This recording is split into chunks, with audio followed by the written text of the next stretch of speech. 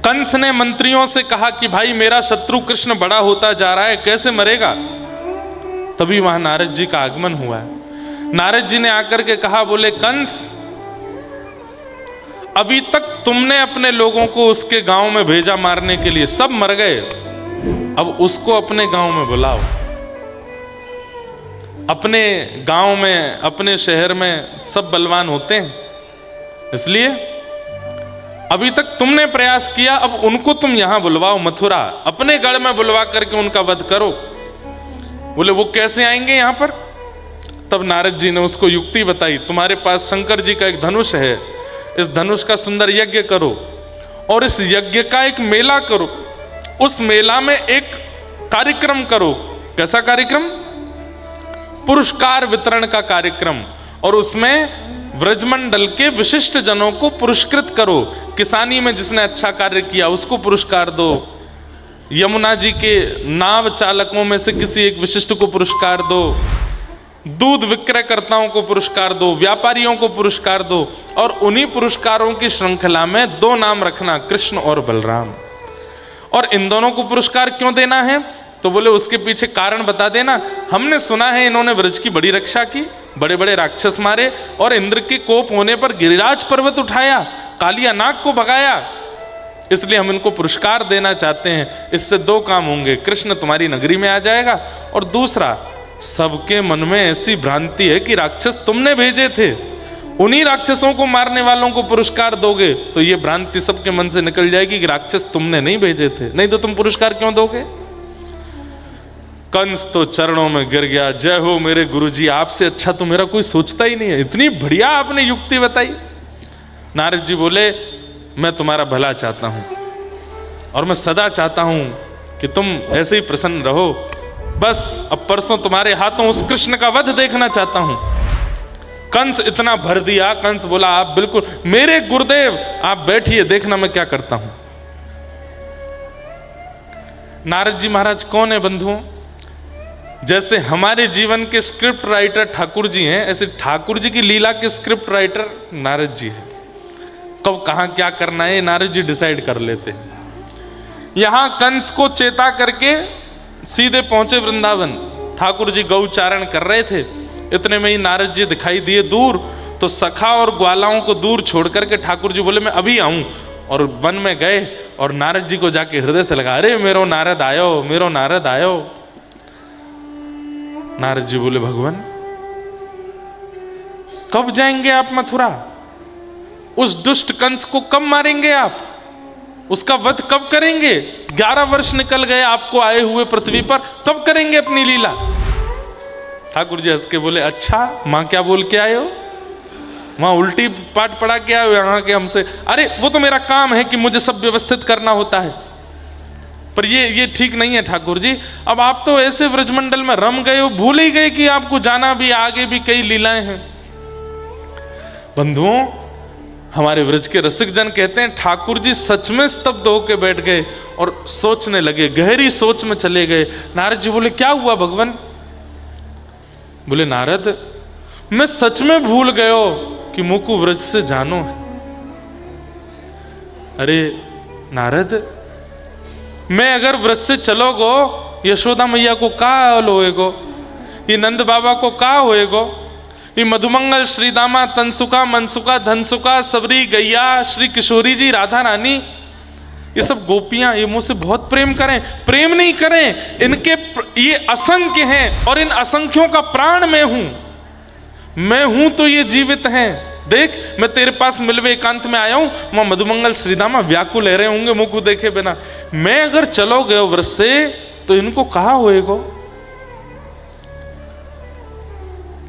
नारद जी महाराज बोले ठाकुर जी का हाथ पकड़ के, पहले ब्रह्मा को संशय हुआ था कि आप भगवान हो कि नहीं हो, फिर इंद्र को संशय हुआ कि आप भगवान हो कि नहीं हो, आज मुझे भी हो रहा है, आप सच में भगवान ही हो ना। ठाकुर जी के नेत्र सजल हो गए।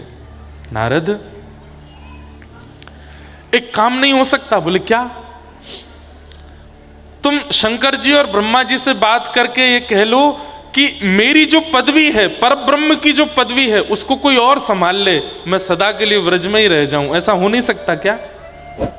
मुझे यहां से नहीं जाना। मुझे इतना प्रेम करते हैं सब ब्रजवासी कि पहली बार परब्रह्म होकर के मुझे मोह का अनुभव हो रहा है। मैं इन ब्रजवासियों को छोड़ नहीं पा रहा हूं।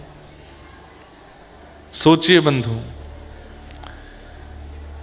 यहां 4 वेदों का अनुष्ठान चल रहा है, पुराणों का वाचन नैमिषारण्य में होता है, सब जगह केवल एक ही बात कही जाती है, सब लोग इधर देखिए, इधर देखिए, होने दीजिए जो हो रहा है, 1 आध घंटे की बात है बस, ध्यान से सुनो। और सब जगह क्या है? सब जगह एक ही बात कही जाती, चाहे वेद हो, पुराण हो, मानस जी हो, सब जगह एक ही बात है कि संसार से मोह मत करो।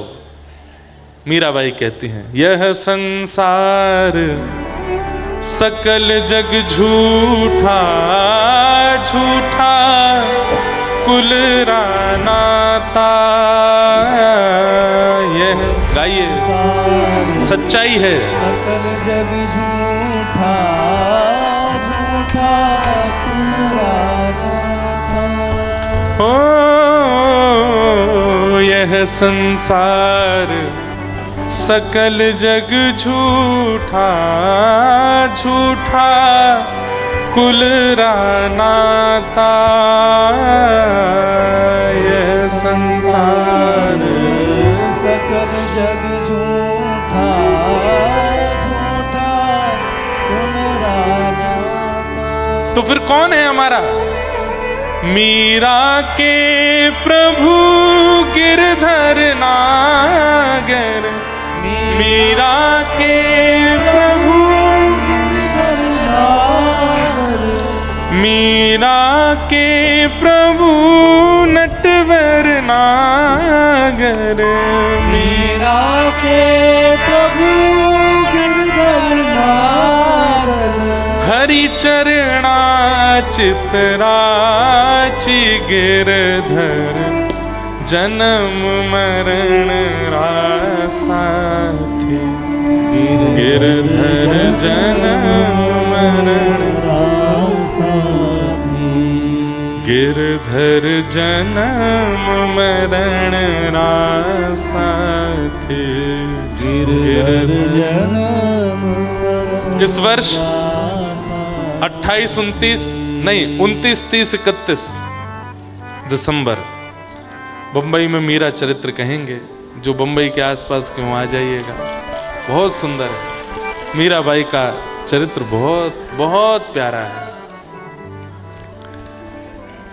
आहा गिरधर जन्म मरण रासाथी, मैं याने नाय बिसरूं दिन राती।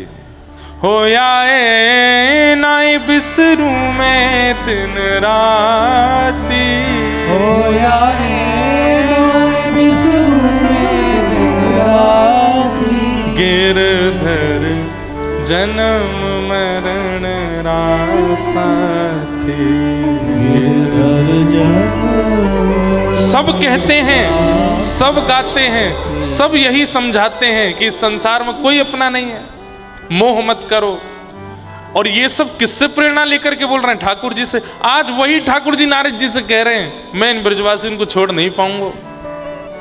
अरे मधुमंगल मेरे बिना पानी ना पीवे, श्रीदामा मोह देखे बिना भोजन ना करे, यशोदा मैया मोह देखे बिना दिन नहीं चालू होवे वाको, मैं चलोगे तो ये कैसे रहेंगे? नारद जी कह रहे हैं, आप सच में भगवान ही हो ना? ये मोह आपको कैसे हो गया? ये आसक्ति आपको कैसे हो गई? ठाकुर जी बोले, नारद इन ब्रजवासियों के प्रेम बंधन में बंध गया हूं मैं नहीं खुल पा रहा हूं इससे। तुम कोई और योजना बना लो, मैं परब्रह्म पदवी का त्याग कर देता हूं। अरे कोई पदवी नहीं है आपकी। नारद जी चिल्लाने लगे, डांटने लगे ठाकुर जी को, पदवी नहीं है आपकी। आपका निर्माण नहीं किया किसने? आपसे सब चलता है, आपसे सब निर्माण हुआ है। आपकी पदवी में कोई और कैसे कैसे बैठ जाएगा? आप परब्रह्म हैं, परमात्मा हैं, सब ब्रह्म हैं, आप परब्रह्म हैं, आप आदि ब्रह्म हैं। क्यों भूल रहे हैं इस बात को? ठाकुर जी कान पे हाथ धर के बोले, मुझे मत बताओ कि मैं परब्रह्म हूं आदि, मुझे अच्छा नहीं लग रहा ये सुनना। मैं यशोदा को लाला हूं, मैं तो नंद जी को लाला हूं, मैं तो श्री किशोरी जी के हृदय को बिहारी हूं, ये सब गोपीन को प्रेमी हूं, गैयान को चरावे वारो हूं, इन ग्वालान को सखा हूं, मुझको यही पता है, याते ज्यादा मुझको मत बताओ। नारद जी बोले, मुझे घबराहट हो रही है अब, ये क्या हो गया नाथ, आपको कैसे आसक्ति हो गई? ठाकुर जी बोले, ये संसारी प्रेम नहीं है, इन ब्रजवासियों का प्रेम आस्वादन करके देखो नारद, ये ब्रह्म को बांधने की सामर्थ्य रखते हैं, ऐसा प्रेम है इनके पास। तभी नारद जी महाराज ने एक ग्रंथ लिखा, नारद भक्ति सूत्र, और उस नारद भक्ति सूत्र में कहा, बोले प्रेम क्या है, भक्ति क्या है, भाव क्या है? बोले यथा व्रज गोपिका नाम, व्रज की गोपियां बताएंगे वो तो। व्रज सामान्य नहीं है, व्रज साधारण नहीं है, व्रज अद्भुत है। नारद जी महाराज चरणों में गिर गए और चरणों में प्रणाम करके बोले, भगवान अब मैं एक शब्द आगे नहीं सुनूंगा। परसों कंस किसी को भेजेगा और भेज करके आपको मथुरा बुलवाएगा, आप सब छोड़ करके मथुरा जाएंगे, कंस का वध करेंगे और वापस फिर ब्रजमंडल नहीं आएंगे। आगे आपको सांदीपनी विद्यालय जाना है, उसके बाद आपदा का ज्ञान देना है, 16,108 विवाह आदि करने हैं, इतने राक्षसों का वध करना है। अभी तो बहुत क्रिया है नाथ, आप विश्व कल्याण के लिए आए हैं और विश्व कल्याण व्रज में रह के नहीं कर पाओगे आपको बाहर आना पड़ेगा। और ऐसा कहकर के नारद जी अपनी सौगंध देकर के वहां से अंतर ध्यान हो गए। ठाकुर जी रोने लगे, अब मैं कैसे जाऊं? वो 3 दिन इतनी व्याकुलता में हैं ठाकुर जी, एक एक के पास जा रहे हैं, मधुमंगल को हृदय से लगाते हैं तो हृदय से लगाए रखते हैं। मधुमंगल के लाला 11 वर्षन में इतना प्रेम तने पहले कभी नहीं किया, आजकल का है क्यों? ठाकुर जी एक एक को हृदय से लगा के, एक एक को स्पर्श करके, मानो उसकी स्मृति अपने अंदर ले रहे हैं, उसकी भावनाओं को अपने चित्त में धारण कर रहे हैं कि अब पता नहीं कब मिलेंगे मुझे ये। और परसों का दिन आया, श्री अक्रूर जी महाराज वृंदावन आए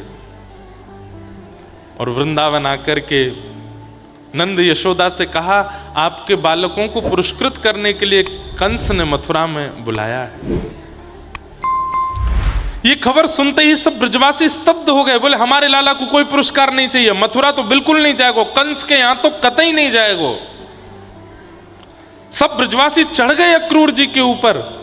तब दूर बैठे हुए कृष्ण बलराम मन में सोचने लगे, भैया ऐसे तो हम नहीं जा पाएंगे, कुछ करना पड़ेगा। ठाकुर जी बीच में आए, सब ब्रजवासियों को बैठाए, बोले क्यों क्यों चिल्ला रहे हो, क्यों इतना हल्ला कर रहे हो? सब ब्रजवासी बोले, लाला तेने सुनी ना, कंस पुरस्कार देवे के काजे बुला रहा हो, हमारा लाला जाएगा कंस के पास? ठाकुर जी कमर पे हाथ धर के बोले, क्यों नहीं जाएंगे हम? अभी तुम्हारे बालक को पुरस्कार देना हो तो तुरंत भेज देते, लेकिन मोए पुरस्कार मिलेगो तो सबरे मना कर रहे हो। अरे सब जीवन में यश पाना चाहते हैं, सब कीर्ति पाना चाहते हैं, लेकिन नंद यशोदा के बालकों को यश कीर्ति मिल रही हो तो आप सब ब्रजवासी नाराज हो जाते हो। नहीं नहीं लाला, हम वाह भाव से नहीं कह रहे। अरे लाला तू गलत समझ रहे हो बात को, तो को यश मिले, कीर्ति मिले, पुरस्कार मिले, ये तो हमारा सौभाग्य है।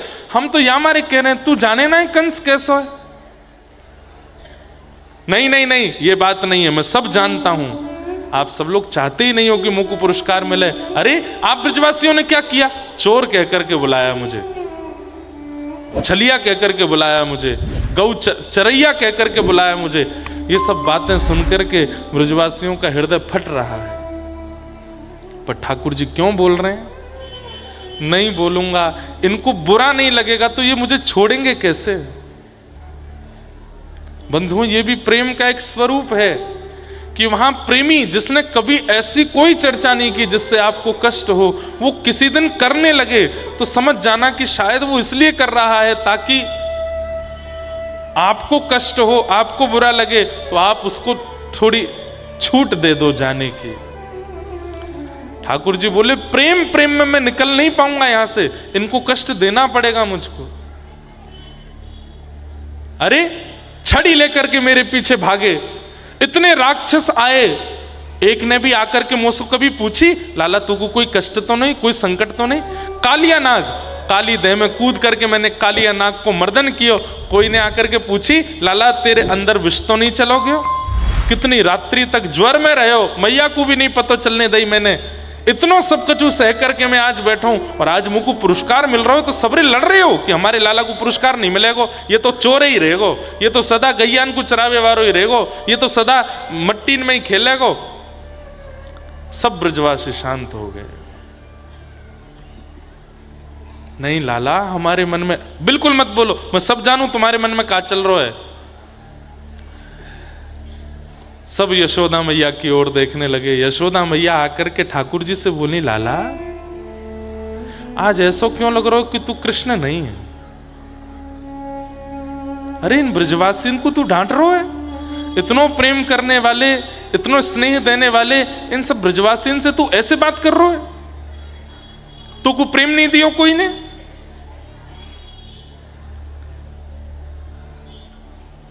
ठीक है, मैं राजी हूं, मेरो लाला जाएगो मथुरा जाके पुरस्कार लेगो, और आप सब लोग भी राजी रहो। देखो भैया, लाला अब छोटो नहीं बड़ो हेरो है, वाकई भी इच्छा है।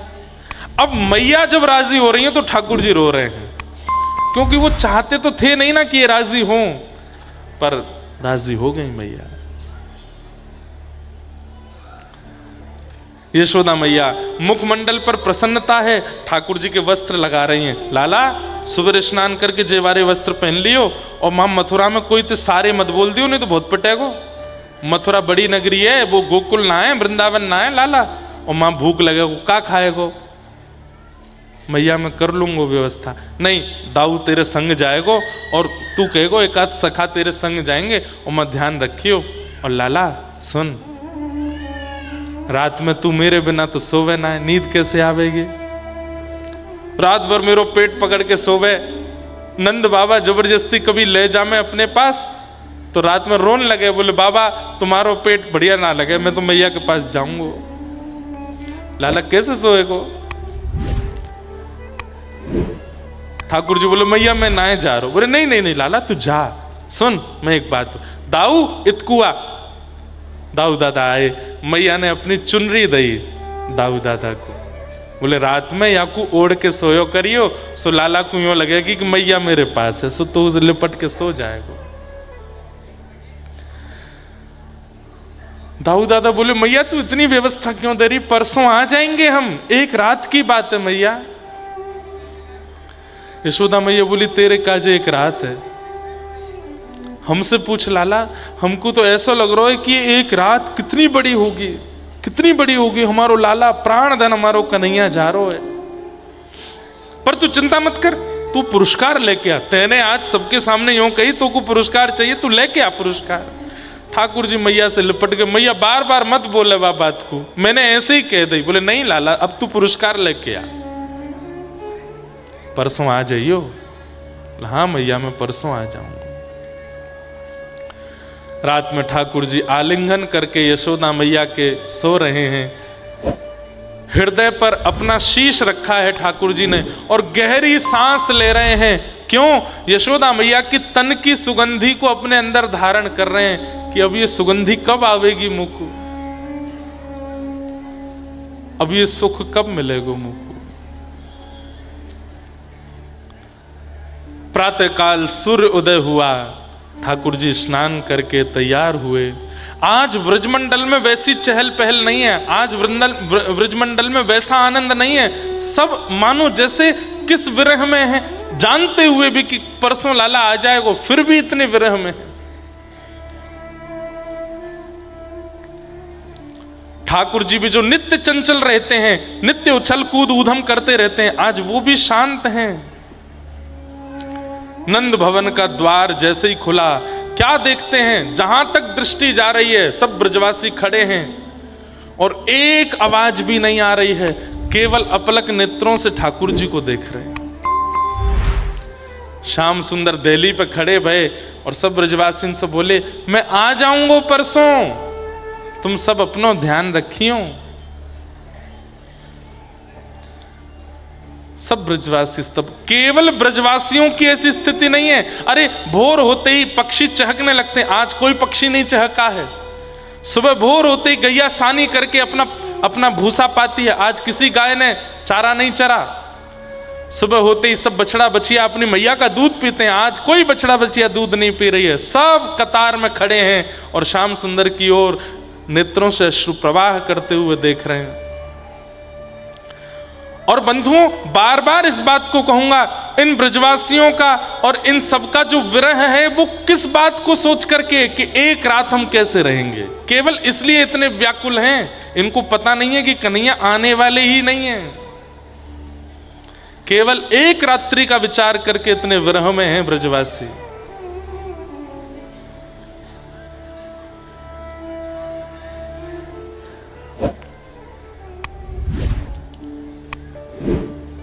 ठाकुर जी सब ब्रजवासियों से मिलते हुए जैसे ही रथ के पास पहुंचे, किशोरी जी वहीं खड़ी हैं। बंधुओं, ये सब प्रसंग हमारे व्रज के साहित्य में है, ज्यादा विस्तृत भागवत में नहीं है। ठाकुर जी किशोरी जी से कहते हैं, हे श्यामाजू, आप तो सब जानते हो, आप तो सब अनुभव है कि मेरा जाना आवश्यक क्यों है, आगे की लीला संपादित करनी है, कृपा करके मुझे आज्ञा दो। श्री राधा रानी कहती हैं, कन्हैया, कोई व्यक्ति अगर अच्छे कार्य के लिए जा रहा हो तो उसको टोकना नहीं चाहिए। और अगर प्रेमी दूर जा रहा हो तो प्रेमिका वो कैसी जो उससे ये ना कहती हो कि क्यों जा रहे हो। अगर मैं ये पूछती हूं कि क्यों जा रहे हो तो टोक लगती है, और टोक लगेगी तो आपका सत्कार्य कैसे होगा। और अगर मैं ये ना भी पूछूं कि क्यों जा रहे हो तो मैं प्रेयसी कैसी जो अपने प्रेमी को दूर जाने पे पूछ भी नहीं रही है कि क्यों जा रहे हो। इसका उत्तर मुझे क्या देना चाहिए, आप स्वयं बता के जाइए। मैं क्या करूं, आपसे पूछूं ना पूछूं, शांत रहूं, मौन रहूं कि कुछ बोलूं, मुझे बताओ।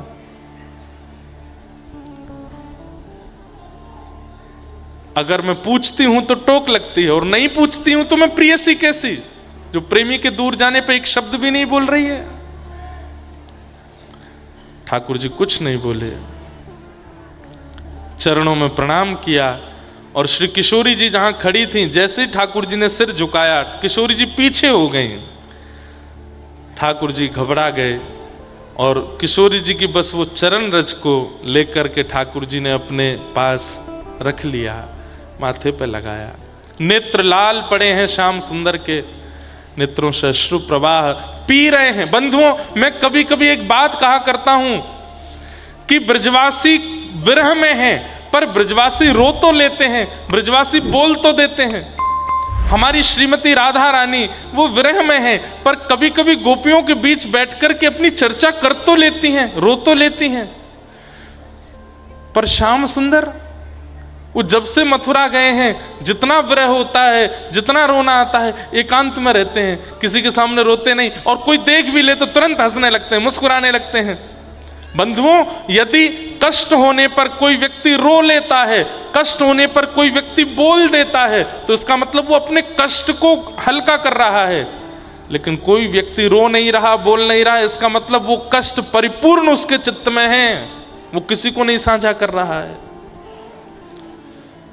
मेरी दृष्टि में इस विश्व में सबसे कठिन विरह यदि किसी ने सहा है तो वो श्री कृष्ण ने सहा है। हंसते हुए सहा है, बिना रोए सहा है, बिना बोले सहा है। ठाकुर जी रथ में आरूढ़ हो गए।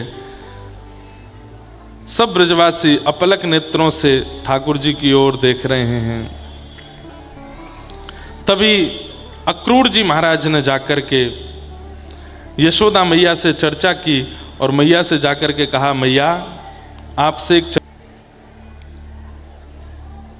भागवत जी में वर्णन आता है, गोपियां और यशोदा मैया कह रहे हैं, अरे इसका नाम अक्रूर किसने रखा, इससे बड़ा क्रूर कोई नहीं है जो हमारे प्राणों को हमसे दूर लेकर के जा रहा है। तभी यशोदा मैया को थोड़ी चेतना आई, रक्त संचार चलने लगा, श्वास चलने लगी, तो अपने भवन से निकल करके दौड़ी और रथ के पीछे दौड़ती हुई कह रही है, अरे लाला रुक, अरे कन्हैया रुक, नेक मुंह से बात करके जा। मैया की आवाज सुनते ही ठाकुर जी चलते रथ से कूद पड़े। यशोदा मैया को अंक में भर लिया। यशोदा मैया ने कान में जाकर के सीधे पहले एक बात कही, लाला तू देवकी को लाला है, तू मेरो लाला नहीं। ये बात सुनते ही ठाकुर जी की जो स्थिति हुई, उस स्थिति से यशोदा मैया को प्रमाण मिल गया कि अक्रूर ने गलत नहीं कहा है, सत्य है। एक मां के लिए कितनी वेदना की बात है, इतनी बड़ी अवस्था होने पर मां को पता चले कि बालक उसके नहीं, और वो भी कृष्ण जैसा बालक। ठाकुर जी के एक एक रों का स्पर्श करते हुए, सर्वांगीण अंग को छूते हुए यशोदा मैया ने जैसे ही चरण छुए, ठाकुर जी लेट गए। मैया ये मत करे, ये कहा कर रही है? बोले लाला मैं तो सब प्रार्थना कर रही हूं, दो बात मेरी माने को। अरे मैया अक्रूर झूठ बोल लो, तू बाकी बात मत मान। बोले मैं जान गई हूं सत्य क्या है, बस मुंह को दो बात बता के जा, मैं किसी को नहीं पता चलने दूंगी, पर दो बातन को मुंह को वचन दे के जा। बोले क्या?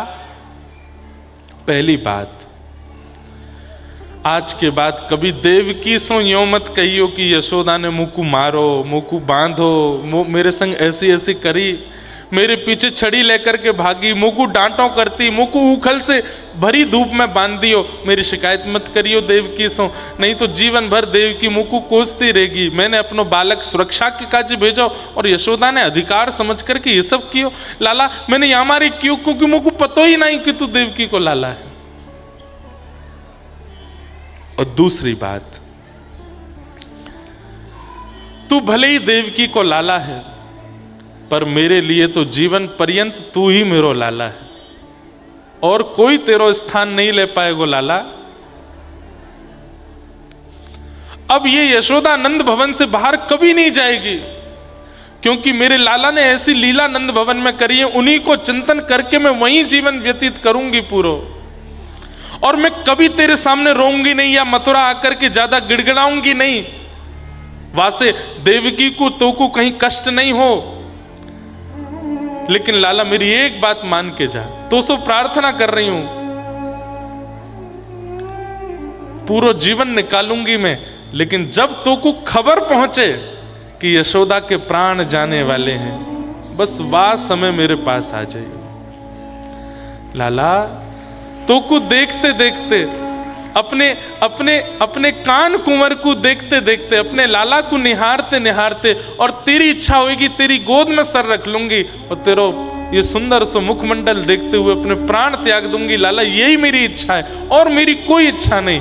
तो जीवन भर मेरी सुध मत लीजियो, पर अंतिम समय मेरी नेक सुध ले लियो लाला। और ऐसा कहते कहते यशोदा मैया मूर्छित हो गए।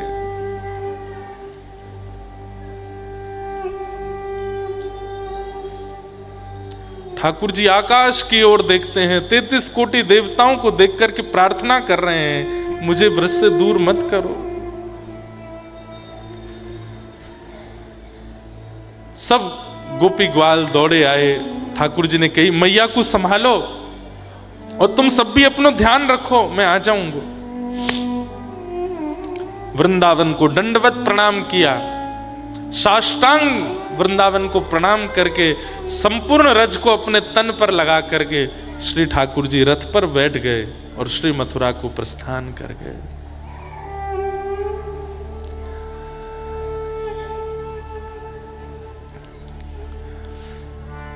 हमारे श्री परमानंद दास जी एक पद गाते हैं, व्रज के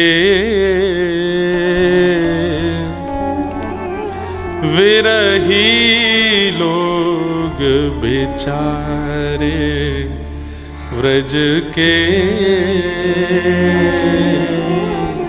विरही लोग बेचारे, बिन गोपाल ठगे से ठाड़े, बिन गोपाल ठगे से ठाड़े, अति दुर्बल तनहारे, अति दुर्बल ब्रज के विरही लोग बेचारे, ब्रज के। अरे कोई अंगूठी चुरा ले जाए, गले का हार ले जाए, फिर भी एक जीने की संभावना लगती है कि कोई बात नहीं जी लेंगे। पर कोई सब कुछ ही लेकर के चला गया हो, पत्नी भी ले गया, बच्चों को भी ले गया, घर भी ले गया, माता पिता भी ले गया, जीवन सर्वस्व ले गया, कुछ भी छोड़ करके नहीं गया, तो व्यक्ति ठगा सा ठाड़ा रहेगा। उसे यही सोचता है अब मैं करूं क्या, अब मेरे जीवन का अस्तित्व क्या है। ऐसी स्थिति ब्रजवासियों की हो गई है। हमारा प्राण है कृष्ण, चले गए। और ब्रजवासी तो पता है ये आपस में चर्चा कर रहे थे, अरे अभी देखियो ये रथ नेक दूर जाएगो, कन्हैया जा ही नहीं पावेगो, दौड़ के आ जाएगो, हमारे बिना को मन ही नहीं लगेगो।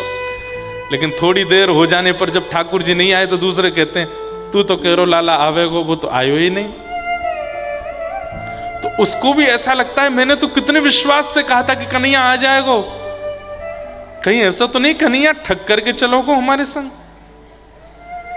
हाँ।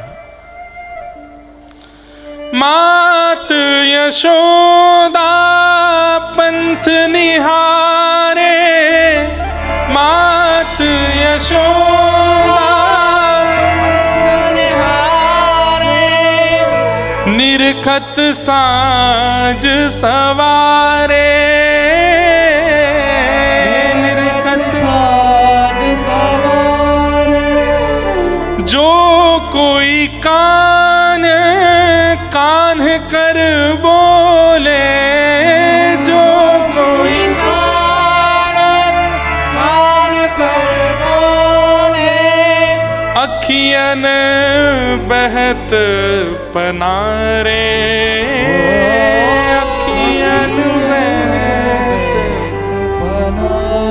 पनारे, ब्रज के बिरही लोग बेचारे, ब्रज के लोग बेचारे, ब्रज के बिरही लोग बेचारे, ब्रज के बिरही लोग। यह मथुरा कागज की रेखा न निकसे ते कारे, परमानंद स्वामी बिन ऐसे ज्यों चंदा बिन तारे। जैसे चंद्रमा के बिना तारे नहीं दिखते हैं, ऐसे अब कृष्ण के बिना हमारा अस्तित्व क्या है। चले गए श्याम सुंदर। अब प्रकट लीला में तो बंधुओं चले गए ठाकुर जी, पर अप्रकट लीला की भावना ऐसी है, वृंदावनम परित्यज्य पादमेकम न गच्छति। जैसे ही वृंदावन की सीमा पर रथ पहुंचा ठाकुर जी का, ठाकुर जी ने तुरंत अक्रूर जी का कंधा पकड़ा, बोले रोको रथ यहीं पर। ध्यान से सुनिएगा इस लीला को।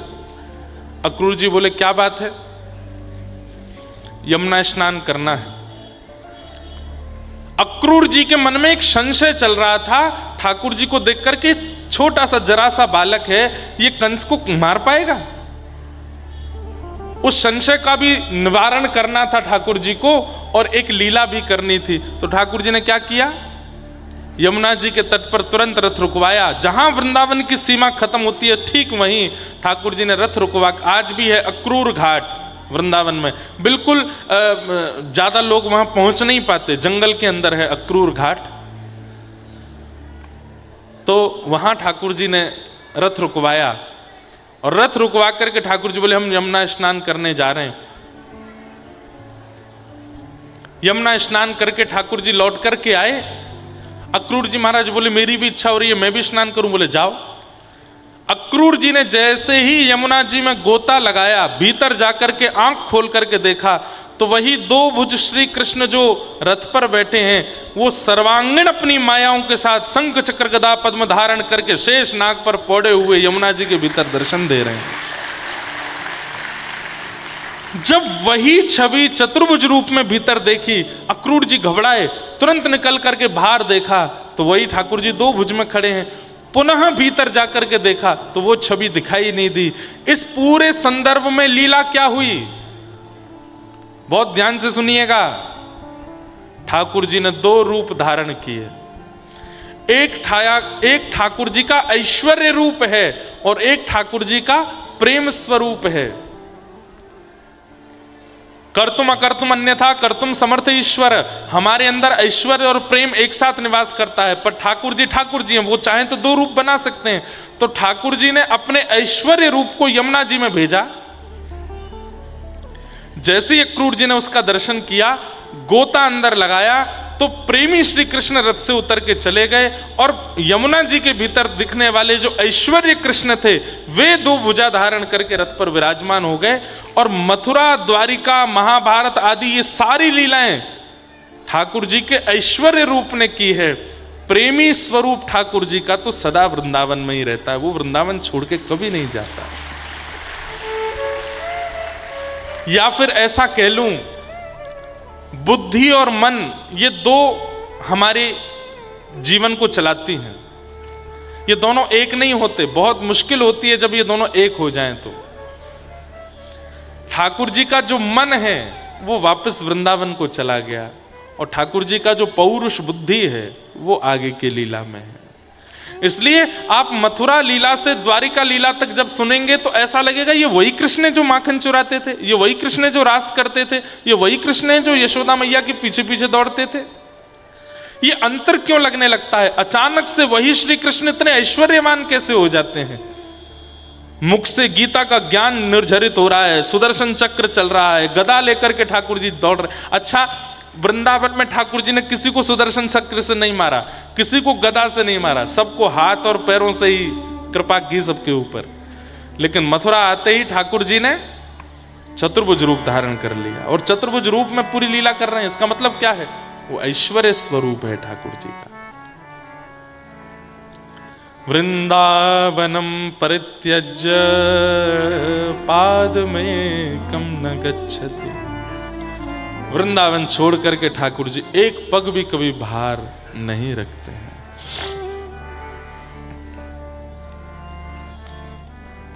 ठाकुर जी मथुरा गए, प्रसंग बहुत सुंदर है, परंतु विरह का प्रसंग हमारे व्रज वाले ज्यादा कह नहीं पाते। हम तो कह भी लेते हैं पर व्रज वाले मना करते हैं, बोले ठाकुर जी वृंदावन से बाहर गए, ये बात ज्यादा कहनी नहीं मंच से।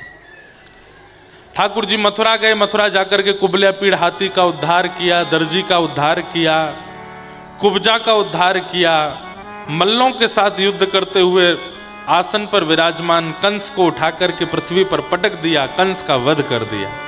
बोलो कंस मर्दन भगवान की। कारागृह में जाकर के मैया देवकी को मुक्त किया। देवकी मैया हृदय से लगा करके लाला से कहती है, अब मोह छोड़ के मत जाइयो। ठाकुर जी बोले कहीं ना जाऊंगा मैया, तेरे संग ही रहूंगा। ठाकुर जी ने इच्छा प्रकट करते हुए वसुदेव जी से कहा, अब मुकु पढ़वे जानो है। और श्री वसुदेव जी ने कुछ दिनों बाद ठाकुर जी को सांदीपनी उपाध्याय जी के यहाँ पर पढ़ने के लिए भेजा और अवंतिकापुरी यानी कि उज्जैन में आकर के ठाकुर जी ने सांदीपनी उपाध्याय जी से अध्ययन किया।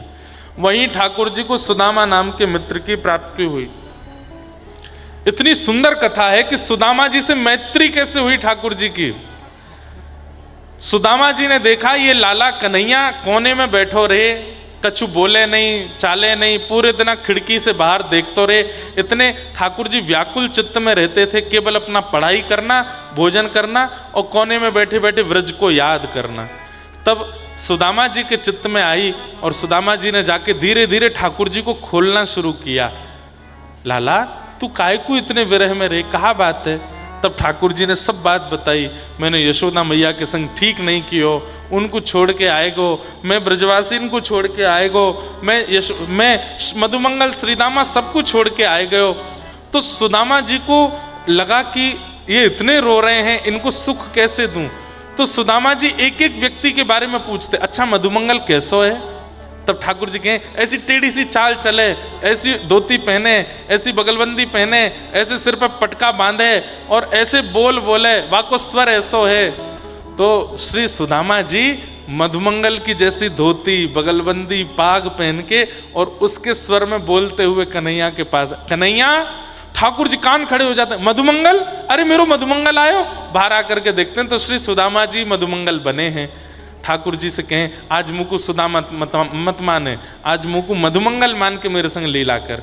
तो ठाकुर जी को इतना सुख मिलता, ब्रज के वियोग में ब्रज का अनुभव सुदामा जी ने कराया, इसलिए ठाकुर जी ने उनको अपने हृदय का सबसे प्रिय सखा बनाया। क्या समझ में आई बात? कभी कभी ठाकुर जी के आगे आप इंद्रेश बन के ही मत रहो, ठाकुर जी के आगे जो हो वैसे ही मत रहो। ठाकुर जी के जो सखा हैं, कभी कभी उन सखाओं का भाव अपने चित्त में, कभी किसी गोपी का भाव अपने चित्त में, कभी ठाकुर जी के प्रियजनों का भाव, सूरदास जी का भाव, कुंभनदास जी का भाव, ऐसे भाव लेकर के ठाकुर जी के सामने बैठो, ताकि ठाकुर जी को उनकी स्मृति होती हो तो वो आपके अभिनय से पूर्ण हो जाए। अरे सच्ची घटना है, गुजरात में एक मंच पर अभिनय करने वाला नरसिंह मेहता का अभिनय कर रहा था। नरसिंह मेहता जैसे कपड़े, नरसिंह मेहता जैसा एक तारा करताल हाथ में लेके तिलक स्वरूप लगा करके मंच पर आता था और जैसे नरसिंह मेहता गाते थे ठाकुर जी के विरह में, ऐसे ही वो गाने लगा। वो तो अभिनय कर रहा था, पैसे ले रहा है नरसिंह मेहता का रोल करने के लिए, लेकिन इतने भाव से पुकारा ठाकुर जी को, इतने भाव से पुकारा, आज अपना अभिनय पूर्ण करके अपने पैसे लेकर के जल्दी में था, पत्नी ने कहा था जल्दी आ जाना, तो वस्त्र उतारना भूल गया, उन्हीं वस्त्रों में घर जा रहा था। तभी वो क्या देखता है, छम छम छम छम छम पीछे से आवाज आ रही है, चंदन की सुगंधी आ रही है, दिव्य तेज आ रहा है। उसने कहा कहीं भूत प्रेत तो मेरे पीछे नहीं पड़ गए। उसने जैसे थोड़ी दूर जाकर के दौड़ लगाई तो पीछे से छम छम छम भी जोर जोर से होने लगी। बड़ी मुश्किल से जाकर के एक वृक्ष के पीछे छुप गया और वहां की आड़ से जैसे ही देखा तो क्या पाया, शंख चक्र गदा पद्मधारी ठाकुर जी उसके पीछे पीछे चल रहे हैं। और जैसे ही वो छुप गया, ठाकुर जी ढूंढ रहे हैं, अरे नरसी, अरे मेरे नरसी, तू कहां चलोगे हो मेरे नरसी। वो व्यक्ति सामने आ गया, बोले मैं नरसिंह मेहता नहीं हूं। ठाकुर जी दौड़ करके गए, हृदय से, अरे तू तो नरसी है, तू झूठ काहे को बोला नरसी नहीं, तू मेरो नरसिंह मेहता है। भगवान मैं नरसिंह मेहता नहीं हूं, मैं अमुक नाम का व्यक्ति उस गांव में रहता हूं, मैं तो केवल अभिनय करता हूं, मंच पर जाकर के मेरा अभिनय करने का मेरा काम है, आज नरसिंह मेहता बना था। इतना बताते ठाकुर जी अंतर ध्यान हो गए वहां से। वो इतना संकोच और इतनी चिंता और इतने विरह में चला गया। मैंने एक दिन अभिनय किया नरसिंह मेहता का, उनके जैसा तिलक स्वरूप और आवरण बना करके घर की ओर जा रहा था तो ठाकुर जी प्रकट हो गए। यदि जीवन ही नरसिंह मेहता जैसा बना लूंगा तो ठाकुर जी मेरे जीवन में आ जाएंगे। उसके बाद बहुत प्रयास किए उसने, लेकिन ठाकुर जी नहीं आए। लेकिन इससे एक बात सिद्ध हो गई कि कई बार जब भक्त भेष, भक्त भाव, भक्त बुद्धि जब हम लोग धारण कर लेते हैं तो ठाकुर जी को भी हम कौन है ये नहीं याद रहता। उनको लगता है ये मेरो भक्त ही है, ये सूरदास ही है, ये कुंभनदास ही है। और ठाकुर जी क्या पता हमारी योग्यताओं से तो हमारे पास नहीं आएंगे, पर उनके भाव से अगर हम कभी बुलावें तो क्या पता श्याम सुंदर आ जाए। इसीलिए मीराबाई के पद गाते हैं, इसीलिए सूरदास के पद गाते हैं, इसीलिए सब भक्तों के पद गाते हैं। हम पुकारेंगे तो ठाकुर जी नहीं आएंगे, पर उनकी कहानी लेकर के पुकारेंगे, क्या पता ठाकुर जी आ जाए।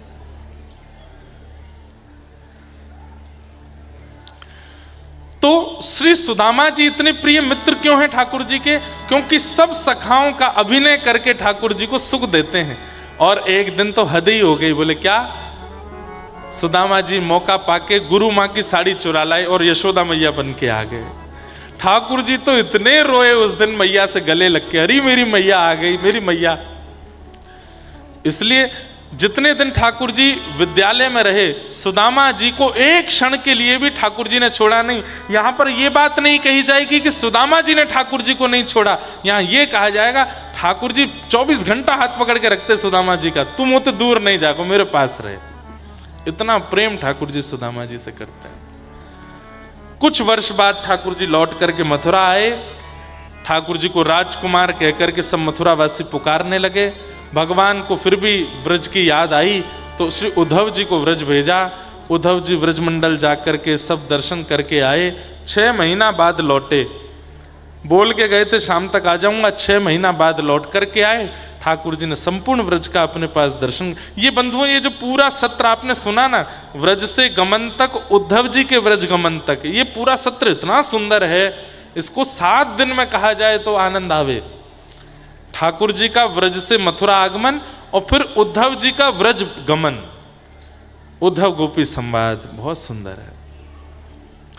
उद्धव जी के साथ ठाकुर जी फिर मैत्री कर लिए और ये ठाकुर जी के दूसरे सखा हुए। 3 सखा हैं भगवान के केवल, सुदामा, उद्धव और अर्जुन।